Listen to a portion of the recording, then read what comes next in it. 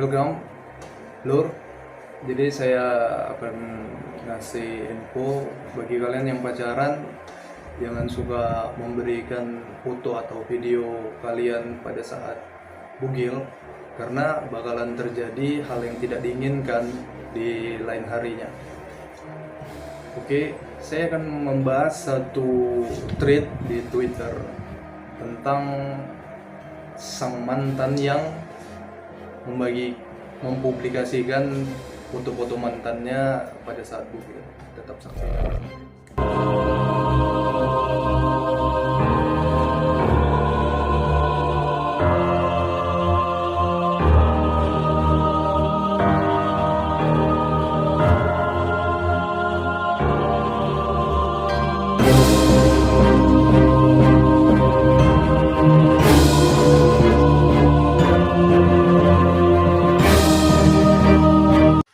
Semoga pacar saya mendapatkan keadilan.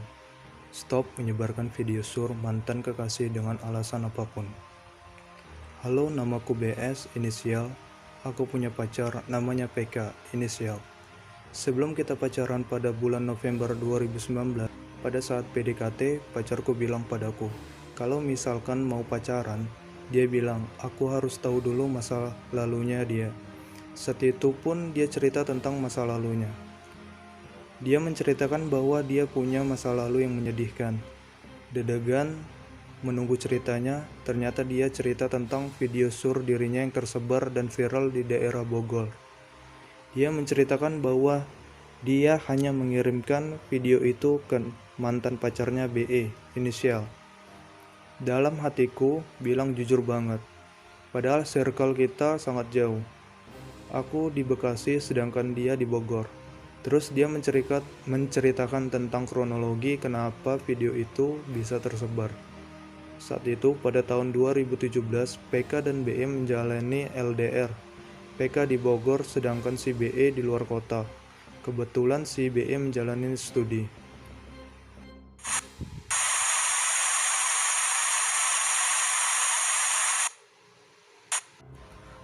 Pada masa itu di sekolah kedinasan yang lokasinya di Jakarta Utara, dan si BE kebetulan lagi magang di Palembang. Karena menjalani LDR, si BE mulai nih ada maunya. Dia minta video sur ke si PK. Namanya orang pacaran, nurut aja sih gue, wajar. Setelah itu nggak ada masalah sampai akhirnya pacarku PK menjalani studi magangnya ke negeri Sakura untuk 10 bulan di tahun 2018. Lalu ada berita yang mengejutkan, dia padahal belum lama tinggal di sana. Video sur dirinya yang ia kirimkan ke BE ternyata tersebar dan viral di Bogor. Stres, depresi, kecewa, sedih, nangis terus-menerus. Semuanya dilalui sama pacarku ini saat itu. Hanya via chatting dia minta klarifikasi ke BE kenapa video itu bisa tersebar. Sedangkan BE menyepelekan dan lepas tangan akan kasus ini. Dia cuman bilang nanti videonya juga hilang. Saat itu dengar cerita itu makin lama kok emosi ya. Tapi aku berusaha mendengarkan cerita lengkapnya tersebut.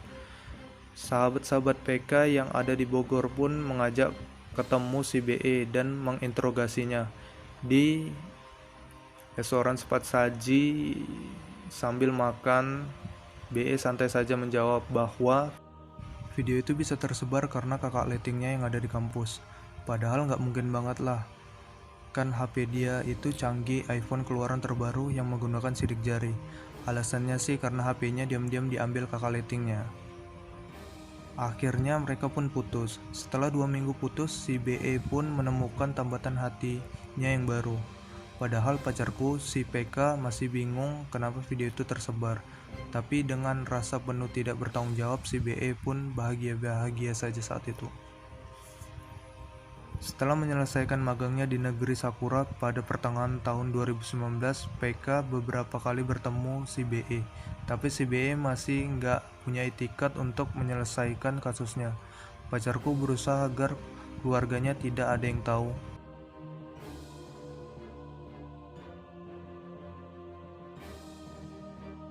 Di hari-hari selanjutnya, salah satu teman pelaku berinteraksi dengan korban di media sosial dengan ucapan mengolok-olok korban. Korban yang tadinya sudah mengikhlaskan kasus ini kembali panas dan melaporkan ke kantor polisi di daerah tersebut. Semoga kasus ini cepat selesai dengan cara kekeluargaan ataupun jalur hukum. Yang pasti kalian yang sedang pacaran jangan melakukan hal seperti ini. Dan yang sudah terjadi kasus seperti ini yang belum melapor, kalian bisa melapor ke Komnas Perempuan ataupun ke pihak yang berwenang. Oke, sekian dari cerita saya. Terima kasih, sampai jumpa.